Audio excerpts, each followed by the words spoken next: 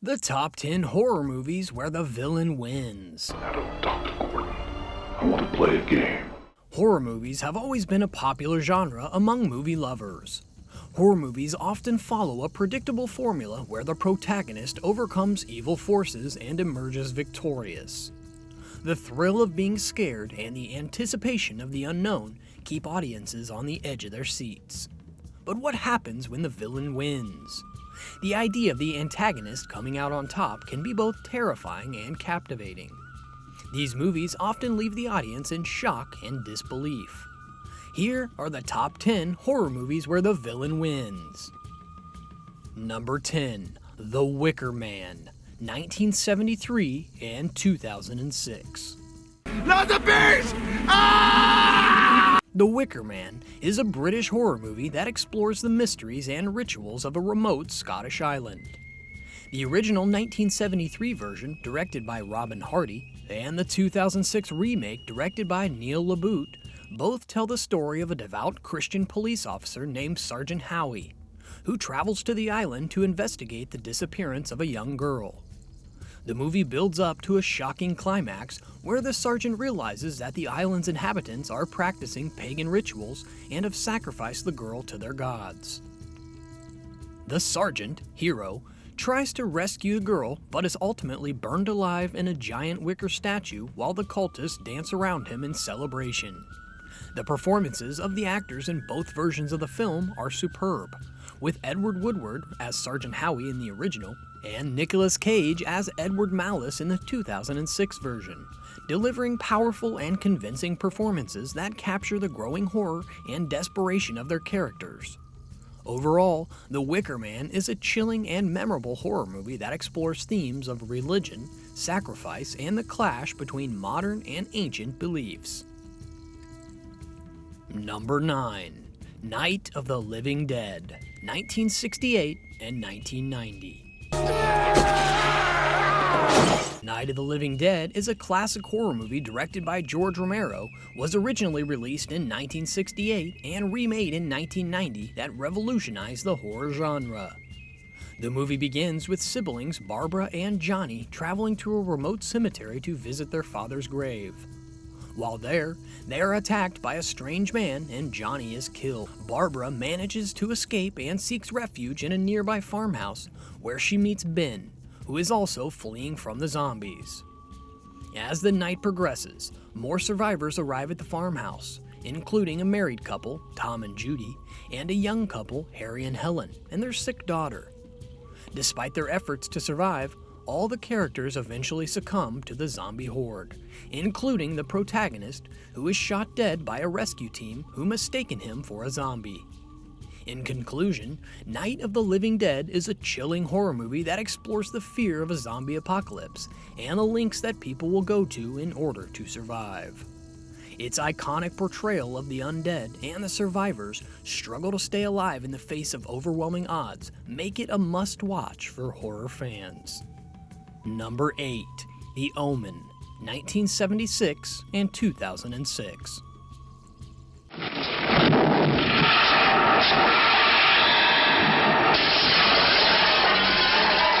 The Omen. Both the 1976 original and the 2006 remake are classical supernatural horror movies that have been haunting audiences for decades. The films tell the story of a young boy named Damien, who is believed to be the Antichrist, the son of Satan himself.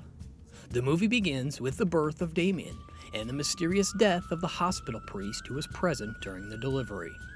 As Damien grows older, strange events start to occur around him, including the deaths of those who try to uncover the truth about his origins.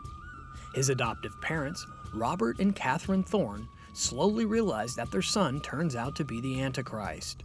Despite their efforts to protect their son, they are unable to stop him from carrying out his destiny as the son of Satan. The film's shocking ending sees the Antichrist successfully killing off all those who stood in his way, including his own father. The film's horror is built around the concept of the Antichrist, a figure of evil and destruction that is said to bring about the end of the world. The movie is filled with eerie imagery, including scenes of demonic possession, supernatural occurrences, and violent deaths. The use of religious iconographies, such as crucifixes and churches, adds to the sense of unease and terror. The performances in both versions of the film are also noteworthy. In the original, Gregory Peck portrays Robert Thorne with a sense of desperation and fear, while Lee Remick's portrayal of Catherine Thorne adds a sense of empathy and humanity. Its themes of the Antichrist and demonic possession, combined with the use of religious imagery and unsettling atmosphere, make it a must-see for any horror fan. Number 7. House of a Thousand Corpses, 2003. House of a Thousand Corpses is a 2003 horror movie directed by Rob Zombie, known for his unique and extreme style of horror filmmaking. The film follows a group of 4 young adults on a road trip who become lost along the way to a concert and stumble along a family of sadistic killers. The visual style of the film is very distinctive, with its bright colors, unconventional camera angles, and surreal imagery. The film's central characters are the Firefly family, a group of deranged individuals who terrorize their victims with a variety of gruesome methods, including torture, dismemberment, and cannibalism. As the movie progresses, the 4 friends find themselves trapped in the Firefly family's house of horrors, where they are subjected to a series of twisted and gruesome games. The tension builds steadily throughout the film, with the family's behavior becoming increasingly erratic and unpredictable. The film ends with the Firefly family successfully killing off all of the remaining protagonists, and the villain wins. House of a Thousand Corpses is not for the faint of heart, as it features graphic violence, disturbing imagery, and extreme language. However, it offers a unique and unforgettable horror experience that fans of the genre are sure to appreciate. The film is a blend of classical horror elements and Rob Zombie's signature style, make it a standout in the horror genre and a must-see for fans of the macabre. Number 6. Saw from 2004.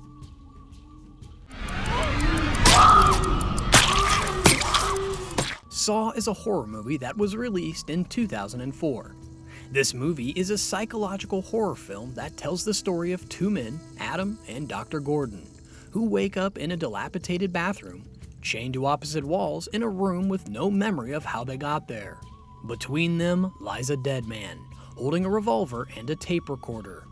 The tape recorder reveals that one of them must kill the other before the time runs out, or else they will both die. As the story unfolds, we learn that they are pawns in a twisted game orchestrated by the notorious serial killer named Jigsaw. Jigsaw, who is terminally ill and seeking to test the will to live, has placed the men in the bathroom to see if they will sacrifice themselves to survive. As the clock ticks down, the 2 men desperately search for a way to escape, but the bathroom is rigged with deadly traps that test their physical and mental limits. Meanwhile, outside the bathroom, the police and Jigsaw's accomplices engage in a dangerous game of cat and mouse, trying to uncover the killer's identity before it's too late. Despite their attempts to escape, both men are killed by Jigsaw's traps, and the film ends with the killer walking away victorious. Saw is a disturbing and gruesome film that explores the darkest aspects of the human psyche. The movie is known for its graphic violence and gore, as well as its unexpected plot twists and intricate storytelling. The film's gritty, claustrophobic atmosphere and haunting score also adds to its overall sense of terror and suspense. My family. Number 5. The Cabin in the Woods, 2011. Oh, shit.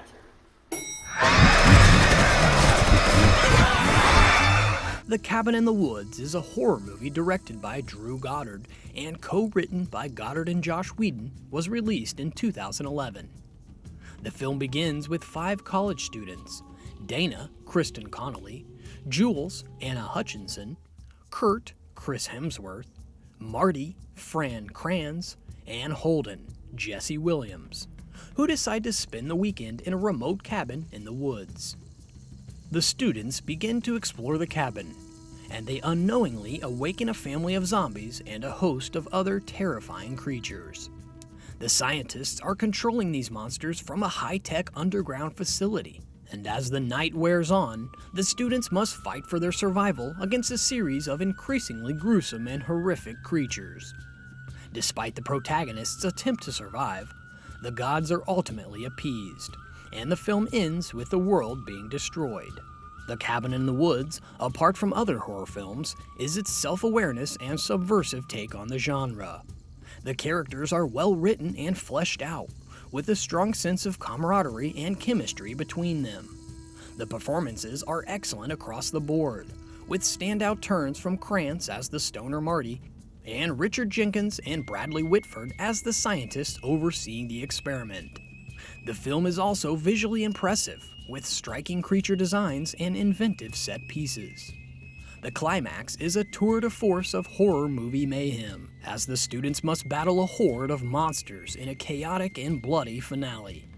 Overall, The Cabin in the Woods is a fresh and exciting addition to the horror movie canon, offering both thrills and a clever destruction of the genre. It's a must-see for horror fans, as well as anyone who appreciates a good meta-commentary on pop culture. Number 4. Invasion of the Body Snatchers, 1978.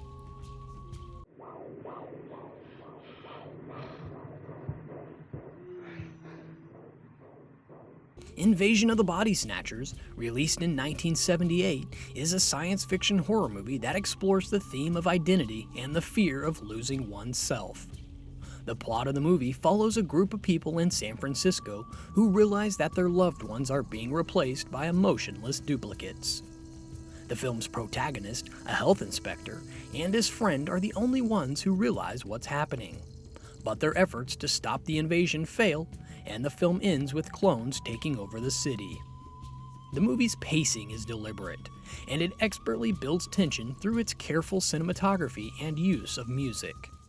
The themes of identity and conformity are central to the movie's horror.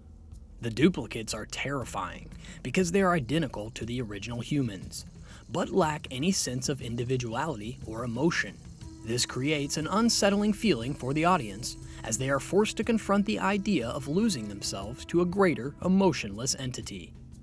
The film's cast is also a highlight, with strong performances from Donald Sutherland, Brooke Adams, Jeff Goldblum, and Veronica Cartwright. Overall, Invasion of the Body Snatchers is a gripping horror movie that explores the fear of losing oneself to conformity. It expertly builds tension and paranoia through its pacing, cinematography, and music. The film's strong cast and themes make it a must-watch for fans of science fiction and horror alike. Number 3. A Nightmare on Elm Street, 1984.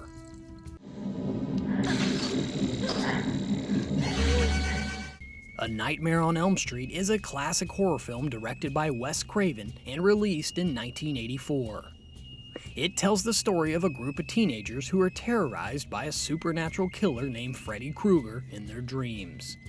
The film opens with Nancy Thompson having a terrifying nightmare in which she is chased by a disfigured man wearing a glove with razor blades for fingers. She soon learns that her friends are having similar nightmares and that they are all being stalked by Freddy Krueger, played by Robert Englund, a former child killer who was burned alive by the parents of his victims. As the teenagers continue to be haunted by Freddy in their dreams, they start to realize that they are in grave danger. One by one, the teenagers are killed off in gruesome and creative ways, including being dragged into their beds and slashed to death, being trapped in a body bag and dragged around a school hallway, and being sucked into a hole in their bed. Nancy, determined to stop Freddy, devises a plan to bring him out of the dream world and into the real world, where he can be defeated. The film's climax takes place in Nancy's home, where she confronts Freddy and uses her wit and resourcefulness to outsmart him and ultimately defeat him. Despite their attempts to defeat Freddy, he ultimately succeeds in killing most of the characters, and the villain wins. A Nightmare on Elm Street is a masterful horror film that skillfully blends terror with dark humor. The film's iconic villain, Freddy Krueger, has become a pop culture icon, and the film's innovative and gruesome death scenes have influenced countless horror movies that followed. With its memorable characters, clever plot twists, and unforgettable scares, A Nightmare on Elm Street remains a must-see horror classic that continues to terrify audiences to this day. Number 2. Rosemary's Baby, 1968.